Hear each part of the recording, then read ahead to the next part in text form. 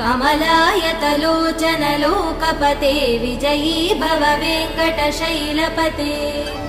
सचतुर्मुख षण्मुख पञ्चमुख प्रमुखाखिल दैवतमौलिमणे शरणागत वत्सल सारनिधे परिपालय मां वृषशैलपते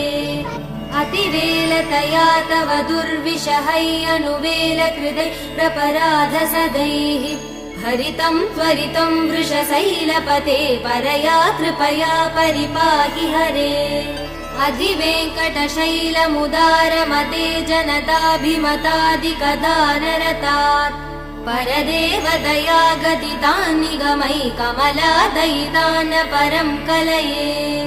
कलवेणुरवावसगोपवधू शतकोटिवृतात् स्मरकोटिसमात् प्रतिवल्लविकाभिमदात् सुखदात् वसुदेव